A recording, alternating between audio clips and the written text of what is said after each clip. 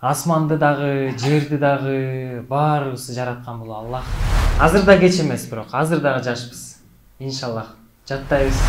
Мен мисалы киного тартылам, мага намаз эч кандай мешает этпейт экен. Денеме мурашкилер кетип, ушундай көзүмө жаш алдым да. Мен мындай футбол ойногон 3 команданы көргөн эмесмин, чындап элечи. Биз болсо бул жакта даватта жүрөбүз 3 күндө. Үйрөнөлү деп, намаздарыбызды бекемдеп, намаз тургузуп, бир аз болсо дагы Аллах Таалага жакындап, билбеген нерселерибизди билип, үйрөнөм деп жүргөн сүрөлөрдөн үйрөнүп, дуа кылып, ошо Алла жолунда жүрөбүз. Мен мисалы киного тартылам, мага намаз эч кандай мешает этпейт экен. Мисалы киного тартылып атып съемка учурунда бардыгы тең эле, мисалы уруксат беришет, 5 мүнөт, 10 мүнөт уруксат кой, мен бошоп турган намаз окуп калайын деп. Азыр дагы мисалы кино чөйрөсүндө жүргөндөр дагы мындай намаз окуганда балдар болуп калып, бир жамаат болуп окуса да болот дегендейчи. Асманды дагы, жерди дагы баарыбызды жараткан бул Аллах. Ошондуктан Аллах Таалага шүгүрлөр болсун, чексиз шүгүрлөр болсун. Мына бизге тилди берип аткан Аллах, бизге ошол эле талантты берип аткан Аллах, бизди кинодо, телевизордо ойнотуп аткан, эл алдына чыгарып аткан да Аллах. Мына силерге дагы ушул жерге Кыргызстандын Булун бурчунан келип олтурасыңар. Ошол жактан бери бул жакка алып келип, силердин тилиңерди сүйлөтүп аткан, көзүбүздү көргөзүп аткан бир гана Аллах. Ушу жүрөгүбүздө балдар, баардык нерсе Аллахтан гана болсун деген ишенимди толук киргизмейинче биз эмнебиз? Толук мусулман боло албайбыз, Аллах Таала бактылуулуктун баардыгын динге койгон, Динге койгон. Биз ушул жолдо гана бактылуу жашай алабыз. Ошондуктан Аллахка дайыма шүгүрлөр болсун. Пайгамбарыбызга салам салаваттар болсун. Мен силер менен бүгүн көрүшүп, силер менен сүйлөшүп атканыма мен аябай кубанып турам. Аябай сүйүнүп турам. Окууну силер болсо жакшы окугула. Ушул өзүңөр азыр эмнени каалап атсаңар, ушул өзүңөрдүн сфераңарда жакшылап бекем бололу, устаздардын сөзүн угуп, бул жакта бул медресеге мен экинчи жолу келип атам да. Былтыр келгенбиз. Былтыр дагы балдар ушул жакта окуп, үйрөнүп жүрүшкөн. Мен бул жакка келген сайын аябай таң калганым, ошо балдардын талим тарбиясына таң калам. Башка жактан мындай медресе көргөн жокпуз да, чындап айтканда. Мен оюмча бир эле Кыргызстанда эмес, бүтүндөй Азия боюнча керек болсо дүйнөдөгү эң алдыңкы медреселердин бири деп мен ушул жакта айта алам да. Толук айта алам. Себеп дегенде балдардын талим тарбиясы чындап эле мындай келген кишилердин баарын таң калтырат да. Былтыр келгенибизде шамдан кийин ошо устаздар бизди алып жүрөт да, көрсөтүп, төөлөрдү көрсөтүп, тил жакты, бул жакты көрсөтүпчү. Анан караңгы кирип калган шамдан кийин. Келатсак мындай үндөр чыгып атат да. Дегендечи мындай. Деп үндөр чыгып атат. Таң калып коебуз, бирибиз тарап коебуз. Бул эмне болгон үндөр деп. Жакындап келсек, көрсө балдар 3 команда футбол ойноп атыптыр. Бирөөсүндө кыйкырган үнү жок. Топтап кел, бер, тияка теп, мындай тигиндей деп, деп бири-бирин сөккөн эч ким жок. Мун чыкпастан мындай бири-бирине пас чыгарышып, көрсө 3 команда футбол ойноп атыптыр. Мен мындай футбол ойногон 3 команданы көргөн эмесмин, чындап элечи. Ошондон баштап балдардын талим тарбиясына аябай ошол жерден маани берип баштадык да. Ошол жерден түшүндүк да, балдар керек болсо футбол ойносо дагы аябай талим тарбия менен ойнойт экен деп ушул медресеге аябай кызыгып калдык. Анан быйыл дагы кинонун тарткан балдарды, кинонун сценарийин жазган балдарды алып алып, бул жака даватка чыгып келип калдык. Ошол намаз билбегендерге үйрөткөнгө себеп болуп калалы, ошолордун намаз окушуна себеп болуп калалы деп. Ошол кинодогу актерлор болобу, ырчылар болобу, артисттер болобу, аларга да айтып, ошол алардын дагы ушу намаз окушуна себеп болуп калса кандай сонун, балдар. Биздин артисттерибиздин баардыгысы актерлорубуздун баардыгысы намаз окуган, керек болсо алардын арасынан каркелер чыгып кетсе кандай сонун балдар. Ошентип аракет кылып атабыз. Кудайдын буйруса дагы кийинки айларга дагы башкаларды да алып келип, мен ушу бир 7-8 жылдан бери биз балдар менен иштейбиз. Силерде болгон балдар менен ушу Баластанга чакырып, аларды ушул алар менен сүйлөшүп, алар менен бир нерсе тартып иштейбиз. Балдарга бир топ эле мындай жакындап калыптырбыз да. Мен силерди көргөнүмдө азыр мен өзүмдүн практикаларымды көргөндө сүйүнүп атам. Ошо балдар, бир аз суроолор болсун, бир аз суроолор болсун. Силерди кызыктырган кандайдыр бир суроолор болсо, суроолорду берсеңер, Канча жашыңызда намаз окуп баштагансыз? Намазды мен 1-классымда үйрөнгөм. 1-классымда үйрөнүп, намаз окуп, анан кеде баягы үзүлүп кетип аткандан, намаздар баягы окулбай кетип аткандан, кой, барып бекемдеп келелик деп, анан даватка келип, даваттан ошо дагы үйрөнүп атабыз да. Дагы Даватка чыкканда кандай пайда алдыңыз эле? Биринчи жолу даватка чыкканда ошо толук даарат алган үйрөнгөм ошондо. Мындай башкача сезимдер болгон, аябай сонун мындай таасирлер болгондо чыгып, ошо гаш деген эмне экенин билип, гашка чыгып, эшик такылдатып, адамдарды мечитке чакырып, мындай бир башкача сезимдер болгон. Жакшы нерселерди үйрөнгөнбүз.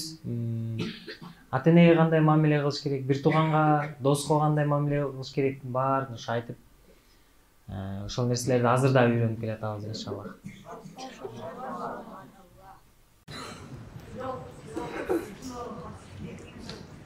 Кинолорго катышкан бул ошо тамашоо деген КВН себеп болду окшойт.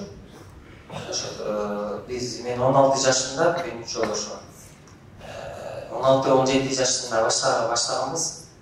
Ошо тамашоо деген ачылып, ошо карап аталып Эрмек Нурбаев деген байкебиз телевизорго реклама бергенин көрүп калганбыз. Тамашоо шайыр жигиттерди чогултабыз депчи. Мен ал кезде эле мектепте алып баруучу болуп, сүйлөп, ушинтип ырларды айтыпчы. Анан как раз ошо тамашоо ачылганда биз Агыр бөлүктөр баары ошо Эмир байкеңер, Эрмек байкеңер, мен ошо Зияш, Куба байкеңер, бүт баардыгыбыз Агыргөлдө турабыз да. Ошол жакта чоңойгонбуз, ошол жакта турчубуз, ошол жакта кошуна болуп ошо.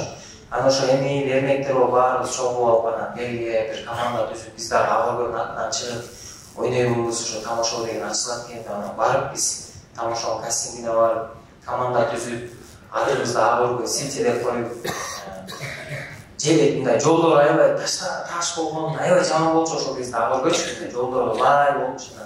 Биз ошо Агыргөл Ситидей болсо деп элестетип, жолдор асфальт болсо деп элестетип, Агыргөл Сити болсун деп ошо атыбызды коюп, анан тамашоого чыктык.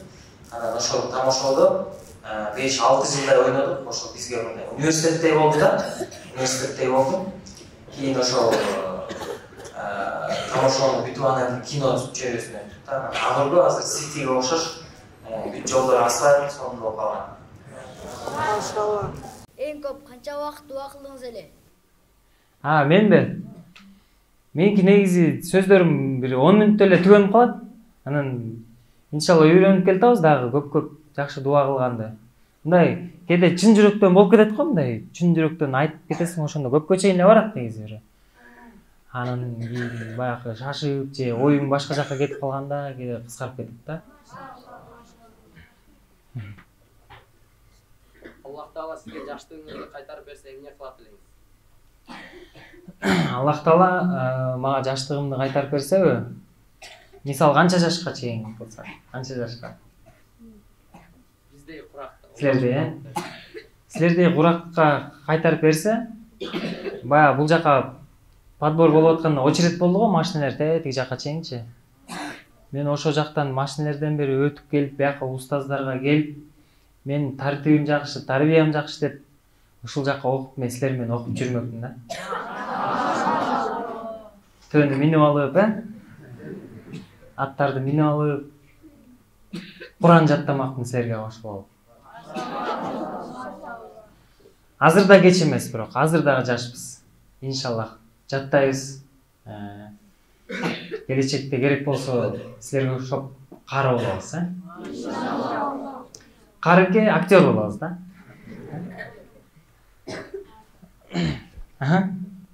Канча жашыңызда орозо кармагансыз?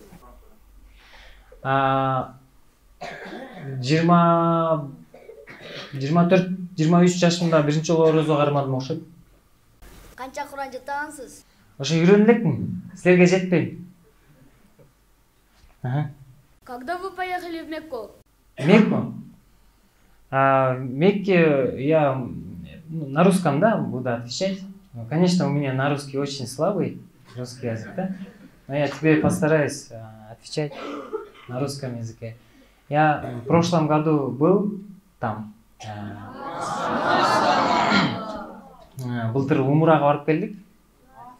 Малый хачка барып, Кабаны көрүп, жакындарыбызга дуа кылып, кыргыз элибизге дуа кылып, силердей өсүп келаткан балдарыбызга дуа кылып, Кыргызстаныбыздан карылар чыксын, Кыргызстаныбыздан көптөгөн алымдар чыксын деп ошол жакта дуа кылдык. 12 күн болдук ал жакта. Биринчи жолу Кабаны көргөндө аябай денем калчылдап, көздөн жаш чыгып, өтө бир башкача сезимдер болду. Медина шаарында бардык. Медина шаарында 4 күн, 5 күндөй болдук. Ал жактагы аябай сонун экен, мындай жүрөктөр тынч болуп, шаардагы өзү аябай тынч шаар экен да. Ошонун жанында ошо жайгашып, ошол жакта жашап аттык, мечиттин жанында. Мечитке чыгып намаз окуп келип аттык, баягы шейхтердин баяндарын угуп аттык. Арабча түшүнбөсөк дагы, бирок алардын айтып берип аткан эмоцияларынан түшүнүп аттык. Кийин Мединадан кийин ошо Мекке шаарына бардык. Мекке шаарына барып ошо таваф кылдык, Кабаны айландык. Ошол жакта дуа кылып аттык, намаз окуп аттык. Ал жакта биздин кыргыз агаларыбыз дагы жүрүшкөн экен, даватта жүрүшкөн экен. Кыргыз байкелер дагы келип бизге баяндарды өтүп атышты. Көптөгөн жакшы нерселерди айтып берип атышты. Өтө сонун экен, кызыктуу экен. Ошол дагы баралы деп иншаллах ниет кылып атабыз умурага дагы. Мунусунда өзүбүз барып келген болсок, андан кийин жубайыбызды, үй бүлөбүздү дагы алып барып келели деп. Силерге дагы ошол нерсени Аллах таалам насип кылсын, Амин.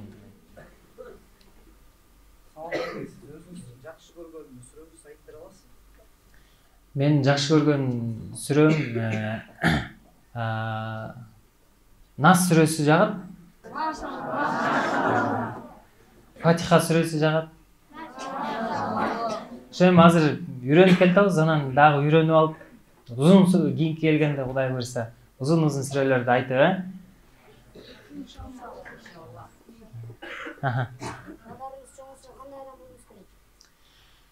Балдарым чоңойсо, мен аябай сүйүнөт элем эгер балам карыке болсо. Силердей болсун деп сүйүнөт элем да, ушундай. Силердей тартиптүү, силердей талим тарбиясы мыкты балдардан болсо экен деп тиленем да. Силерде дагы ушу ата-энеңер бир кездерде дуа кылганда суранган Алладан, мен балам, сен атың ким? Мына Кутман ушундай тартиптүү жакшы бала болсо экен, аман эсен төрөлүп Кутман, ушу Кутман медресеге барып окуп, Куран жаттап, кары болсо экен деп турабы? Ушинтип дуа кылышкан. Мына ошол ата-энеңердин дуасы кабыл болуп, мына силер ушул жерде карлыкка окуп атасыңар.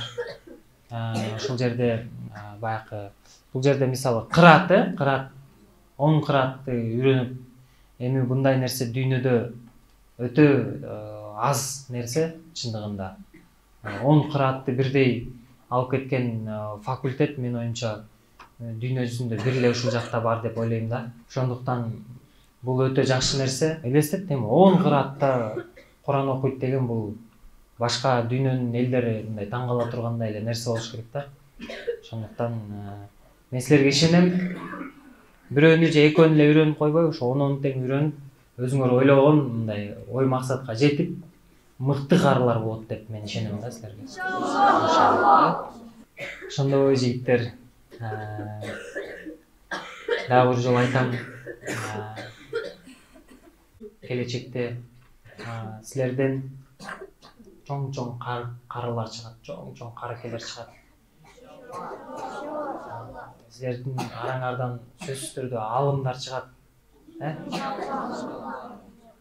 Алым болгон кезде дуа кылып коюңуздар, бизге дагы. Мен силер менен көрүшкөнүмө, сүйлөшкөнүмө Аллахка шүгүр кылам, кубанычтамын. Эми дагы көп келип турганга аракет кылабыз. Силер болсо башка нерсеге көңүлдү бурбай, окууга көңүлүңөрдү бургула, китепке, Куранга көңүлүңөрдү бургула. Телефон деген нерселердин бардыгысы бизде акыретибизге эртең жардам бере албайт. Биз кабырга барган кезде тиги телефон келип бизге тикток келип менден жакшы нерселерди көргүлө деп айтпайт эч качан. Башка бирөөлөрдү кумир тутпайлы, актерлорду кумир тутпайлы, ырчыларды кумир тутпайлы. Кимди кумир туталы? Пайгамбарыбыз саллаллаху алейхи ва салламды кумир туталы балдар. Актерлорду көрүп калсак, жакшы ойнойт экен, азамат деп, мындай ичибизден жакшы ролдорду ойносун, динге пайда алып келген актер болсун деп ниет кылып коелук. Анан актерлорду, ырчыларды, башкаларды кумир тутпайбыз. Пайгамбарыбыз саллаллаху алейхи ва салламды гана кумир тутабыз. Башка нерсеге көңүл бурбайбыз жигиттер. Бул жакка силердин ата-энеңер кандай кыйынчылыктар менен алып келди, канчалык кыйынчылыктар менен бул жакка өттүңөр. Мыктылардын мыктысы болуп, эң тарбиялуу балдар болуп тандалып ушул жерге окууга өттүңөр. Анан силер оюңарды башка жакка же телефонго буруп алсаңар, бул туура эмес болуп калат. Жусуп Баласагын атындагы ошол дин агартуу борборундабыз. Имам Азам медресесинде. Бул жакта Нур мечитинде биз азыр даватта жүрөбүз. 3 күндүк даватка келгенбиз. Анан ошол даватта жүрүп, бул жактан медресенин ичи менен да таанышып чыктык. Бизди таң калтырганы, бизди мындай аябай таң калтырганы балдардын ушу басып жүргөн таалим тарбиясы. Мен өзүм 5-6 жылдан бери ушу телевиденияда ушу балдар менен иштешем. Балдардын дагы мындай психологиясын, аң сезимин мындай жакшы эле түшүнүп калдым дегендейчи. Бирок бул жакта өтө өзгөчө балдар иштейт экен да. Өтө өзгөчө балдар окуйт экен бул жакта. Булардын таалим тарбиясына аябай ыраазы болдук. Жана ошондой эле балдардын бул жакта башка кесипкөй балдар дагы бар экен. Баягы кесипкөй балдар ар тармакта үйрөнүп атышкан экен. Куранды үйрөнүп, жана башка мындай жашоодо керектүү чарба иштерин дагы үйрөнүп жаткан балдар бар экен. Ушулардын таалим тарбиясын көрүп, тизилип баратканын көрүп, кече видеодон да көрдүк, жана мындай допулары дагы, формалары дагы бип-бирдей болуп, мындай өзүбүздүн кыргыз колоритин дагы унутпай басып жүргөн, ар бир күлүп турган мамилелерин көрүп, мен кече күнү аябай көзүмө мындай жаш алдым да. Чындап эле ошо видеону көрүп көзүмө жаш алдым. Бул биздин аркабыздан дагы мыкты бир өзгөчө муун өсүп келатканын көрүп аябай мындай сүйүнүп, мындай толкунданганман, мындай денеме мурашкилер кетип, ушундай көзүмө жаш алдым да. Алла ыраазы болсун. Ушул медресенин жетекчилигине, ушул жакта окутуучуларга, устаздарга ыраазычылык айтам. Мына бул жакта куштар сайрап, караңыздарчы, кандай сонун көрүнүштү караңыздарчы мында. Бейиштин бир бурчун көрүп аткандай болуп, мындай өзгөчө ушундай сонун сезимдер болот экен. Алла ыраазы болсун. Аябай кубанычтабыз ушул жерде, ушундай тарыхый жерде, ушундай тарыхта кала турган жерде келип карап турганыбызга, ушуларды көрүп, ушулар менен таанышып, балдар менен сүйлөшүп кетип атканыбызга абдан сыймыктанып турабыз. Аллах разы болсун. Кыргыз элибизде кең келечек болсун, Кыргызстаныбызда келечек болсун. Ушу балдар өсүп, келечекте динге кызмат кылган, кыргыз элине кызмат кылган мыкты жигиттер болуп өсүп чоңойсун, патриот жигиттерден болсун. Алланы тааныган, пайгамбарыбыздын сүннөттөрүн тирилтип, пайгамбарыбыздын жолун жолдогон жакшы инсандардан болуп чыгышсын. Биз абдан кубанычтабыз. Бар болуңуздар, сиздердин жалпы жамаатыңыздар, коллектив, ушул жакта иштеген устаздар, сиздерге ден соолук айта алам, ден соолук берсин, аман болуңуздар. Дагы ушундай балдарды өскөнүнө, ушундай балдардын жакшы таалим тарбия алып, келечекте Куран жаттап, ушул медреседен брат, кичине акырын болуп турасың ба? Ушул медреседен келечекте карылар чыксын, чоң алымдар чыксын. Медреседе көп балдар окуп, тарбия ала беришсин. Чоң рахмат.